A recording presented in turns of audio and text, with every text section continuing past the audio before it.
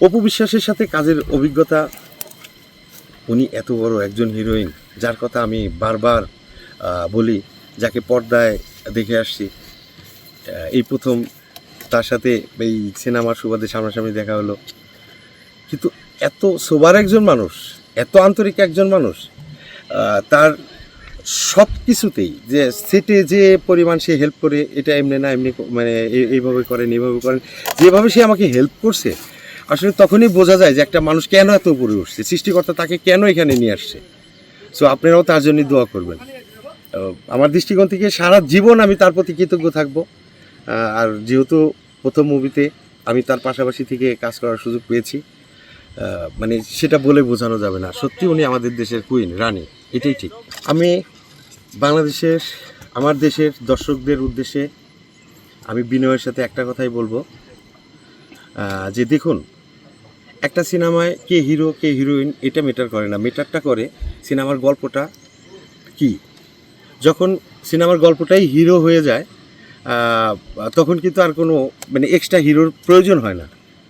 সেই দৃষ্টিকোণ থেকে যেহেতু সিনেমা হচ্ছে, অনেকেই চেষ্টা করতেছে, যার যার জায়গা থেকে অনেক সিনেমাই হচ্ছে, আপনারা সর্বপ্রথম আমরা যারা শিল্পী আছি আমাদের রিসিভ করুন, দেখুন, যার যার ক্যারেক্টারগুলি যদি আমরা ঠিক মতো না করতে পারি সমালোচনা করুন। হলে আসুন, আমরা বাংলাদেশি, আমরা বাউলের দেশের মানুষ, আমরা সংস্কৃতির মানুষ, সংস্কৃতির সাথে ওতপ্রোতভাবে এই বাংলার মাটির সাথে একটি মাখামাখি রয়েছে। সেই দৃষ্টিকোণ থেকে এই বিনোদন জগৎটাকে আমরা বিনোদন হিসাবেই রাখি। আমরা সবাই সবার পাশে থাকি এবং যেটাকে বলবো চলচ্চিত্রের যেই যৌবনটা, যেই ফ্লোটা, যেই ভালো লাগাটা, সেটা আবার বাংলাদেশে ফিরে আসুক আপনাদের সবার প্রচেষ্টার মাধ্যমে। সেই দৃষ্টিকোণ থেকে আমি দর্শকদের অনুরোধ জানাবো, এখন অনেক বড় বড় ভালো ভালো কাজ হচ্ছে, অনেক সুন্দর সুন্দর গল্প হচ্ছে। আপনারা শিল্পীদের পাশে থাকুন, এই বিনোদনটাকে বাঁচিয়ে রাখুন। আমি এটাই আপনাদের জন্য অনুরোধ করব।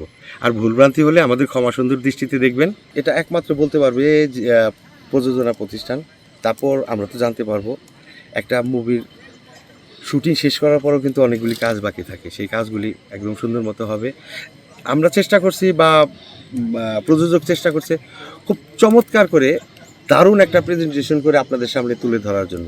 বাকিটা গড নোস এবং আপনাদের ভালো লাগার ব্যাপার।